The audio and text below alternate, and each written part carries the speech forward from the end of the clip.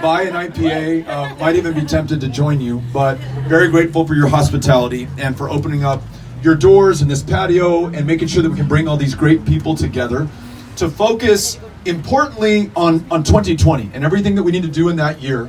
But as predicate for that, and just as important, maybe even more so, the way that we come together here in the Commonwealth in 2019.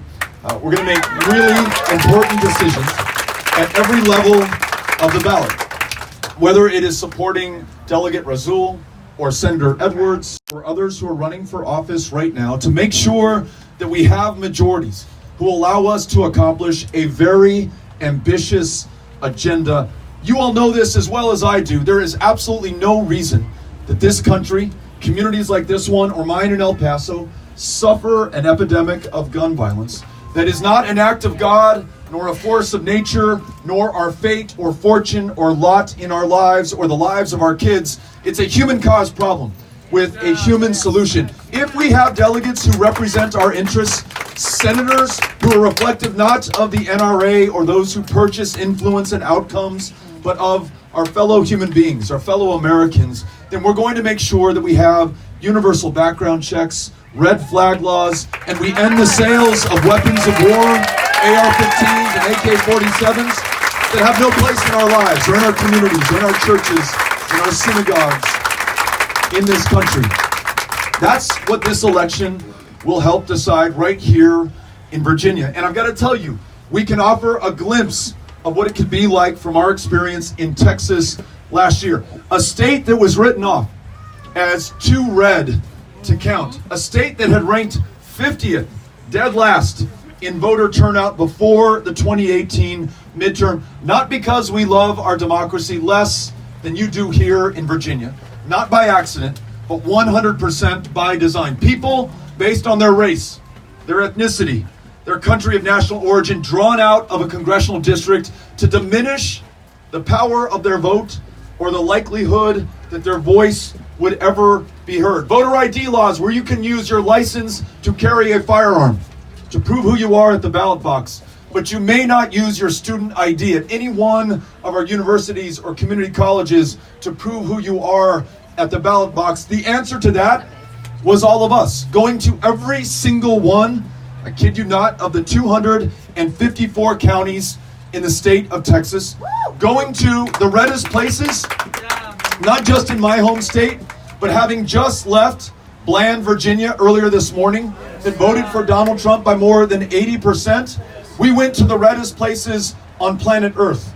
King County, which as you are orbiting this planet, you can see glowing red from outer space, voted for Donald Trump 96% in the last election. But they are every bit as deserving of being listened to, of being heard, of being fought for, of being represented, of being served. And so we showed up for them to listen to and learn from them as well. And we did that everywhere. In Archer County, which any Larry McMurtry, Lonesome Dove, Last Picture Show fans here, that's Larry McMurtry's county, Archer. And when we showed up to have a town hall at Mern's Cafe with the 12 people who had shown up to welcome us, the 20, if you include the 8 innocents having breakfast there that morning.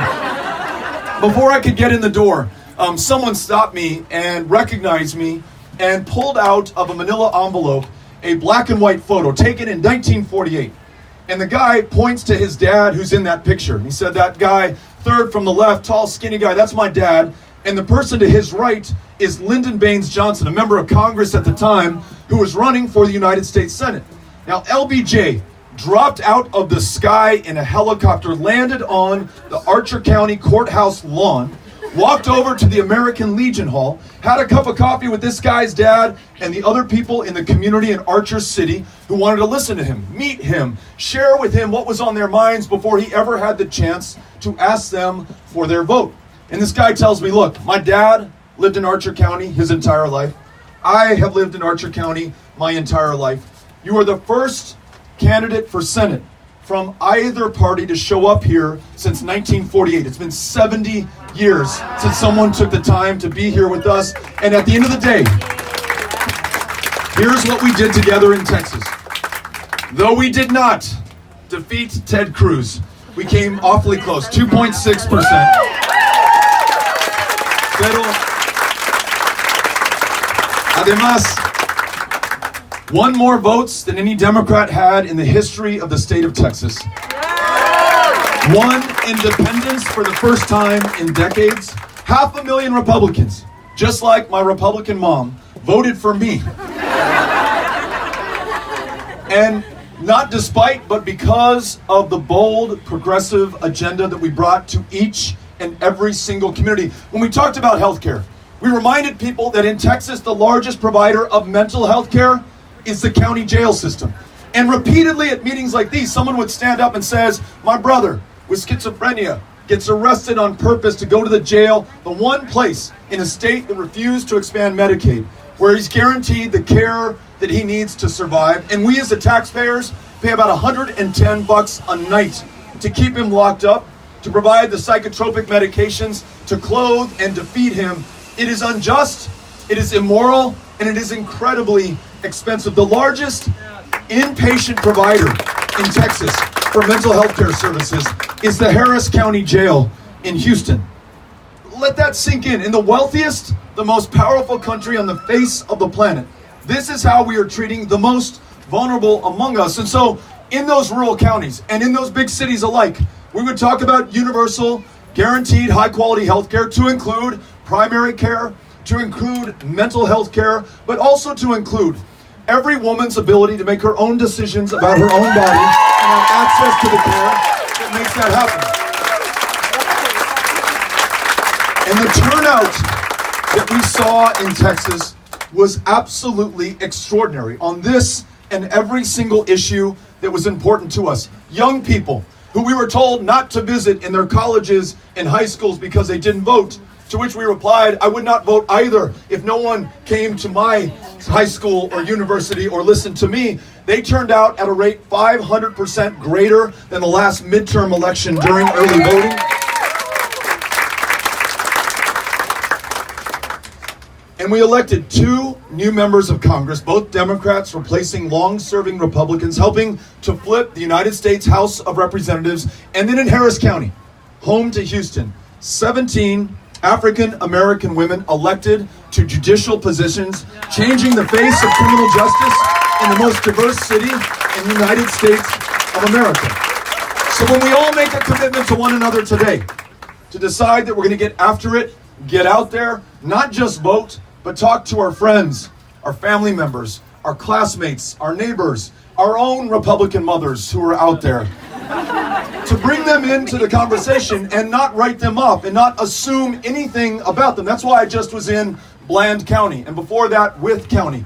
I have no idea what's important to the people of that part of Southwest Virginia unless I first show up and listen to them. And oh, by the way, in Bland, they said, you are the first candidate for the presidency to ever show up in Bland County, ever, in the history of the Commonwealth of Virginia.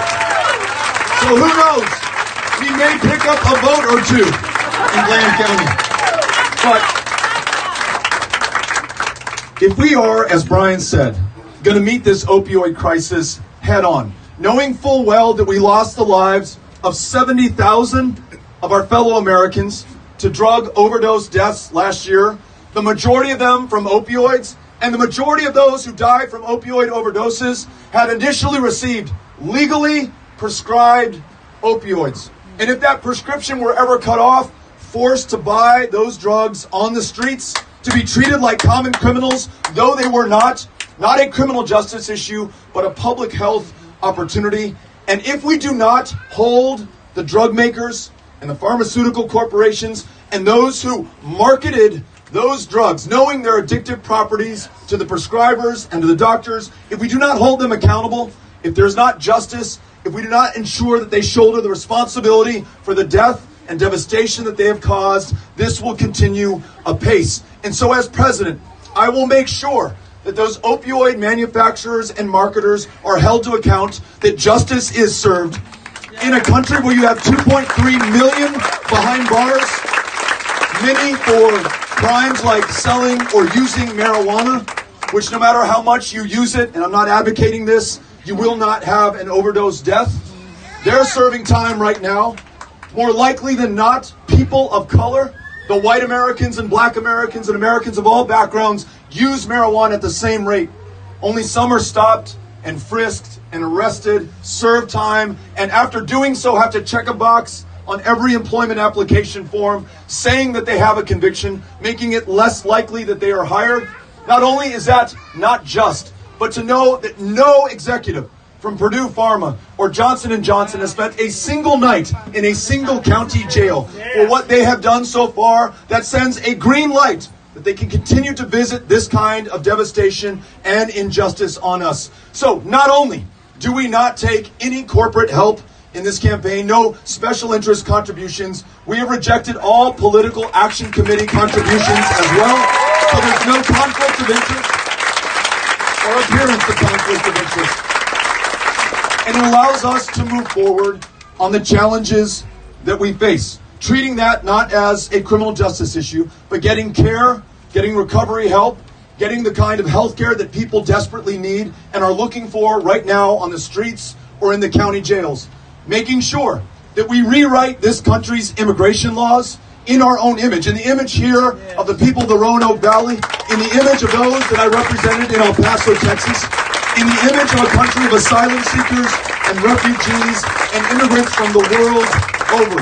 That is the way that we meet and overcome the cruelty of a president who has locked up children, who has deported their parents back 2,000 miles from the very countries from which they fled, who has on his hands the culpability of 7 children whose lives have been lost in our care and in our custody, showing up as vulnerable and as desperate as a human being can be.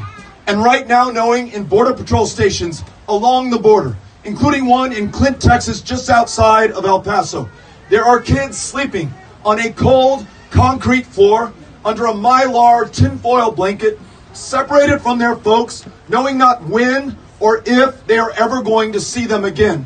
Not only must we vow to reunite all families that have been separated, to never again cage another child, to not criminally prosecute anyone seeking asylum or refuge or shelter or safety in this country, we must free those who are already in the United States from fear of deportation by legalizing their very presence, knowing that it makes us stronger and safer and more secure. Dreamers made U.S. citizens in this, their true home country. And those millions more working some of the toughest jobs in this country. The chicken processing plants, the communities that surround them that we just visited in Mississippi, the site of the largest single state ICE raid in the history of the United States of America. Get this, you and I as taxpayers paid to fly in 600 federal agents, helicopters, body armor, guns drawn for people, immigrants from Guatemala, working the toughest jobs in America, raising their own U.S. citizen children who were no burden on this country until we took their jobs away, put their moms in detention, deported their dads back to the countries from which they came from. This is our chance because it will define us forever, one way or another, to get this right, to make sure that their presence is legal. There is a safe path to come to this country, to join family, to flee persecution, to work a job, or to go to school. We turn our backs on our history and this tradition of being a country of immigrants at our peril. We will lose the greatness that these immigrants have helped to produce. And we will never be able to explain to our grandkids and the generations that follow how we lost our way. Y por último, we have to call attention to this. In a country that was already as divided as we've been, at least over the course of my lifetime, some say since the Civil War, more polarized than it has perhaps ever been. We elected somebody who is trying to drive us apart even further, based on fear of one another or anger that he seeks to stoke or to inspire based on our differences. A man who calls Mexican immigrants rapists and criminals, who asks 4 women of color, duly elected by their constituents to the United States House of Representatives, to go back to their country, who elevates members of the Klan, neo-Nazis, by describing them as very fine people who promises to ban all Muslims, all people of one religion, from the shores of a country that is comprised of people from the planet over, from every walk of life, every tradition of faith. He not only offends our sensibilities, he fundamentally changes who we are. The day that he signed that executive order attempting to ban Muslim travel, the mosque in Victoria, Texas, was burned to the ground. After repeated warnings of caravans coming to get this country, though immigrants and asylum seekers commit crimes at a far lower rate than those who are born here. A shooter, a gunman, walked in to the Tree of Life synagogue in Pittsburgh, Pennsylvania, raving about caravans and the Jewish Americans that he believed, because the president, when asked about it, entertained the prospect, were funding those caravans who were coming here. And then in El Paso, Texas, my hometown, on August 3rd of this year, gunman drives more than 600 miles with an AK-47 that after it arrived, his mom called the police about and said, "What in the hell does my son need with a weapon of war? He's not in the military. You don't use it to hunt. You don't need it for self-defense." And the police said, "I'm sorry, ma'am, nothing that we can do about this." Motivated by rage and hatred and racism that this president has invited into the open, publishing a manifesto that quoted the President of the United States about this invasion and infestation, these animals, these predators, these killers who are coming to get us. The replacement theory that has been advertised on Fox News by their contributors and the people who are broadcast into millions of homes around this country. Though El Paso is a safe city, one of the safest in America, though it is a very special place, a city of immigrants and people from the world over, we are connected to this country, and sooner or later this challenge would find us, and it did. 600 miles, came to this community and killed 22 people, telling police afterwards, "I came to kill Mexicans." It is almost as if the bigger the lie, the more obscene the injustice, the more bizarre the blizzard of behavior from this president, the harder it is for us to see it clearly, to speak honestly, to act decisively. But we must connect the dots for our fellow Americans so that we all understand the choices before us. And then we must stand up and be counted to a person to do the right thing for us and for every generation that follows. That is why I'm here today. That's why I'm running to serve you as the next president of the United States of America. That's why I'm encouraging you to do everything you can to get out there and vote while we still can. Thank you for having us out. Very, very grateful. Les agradezco y nos vemos la próxima vez.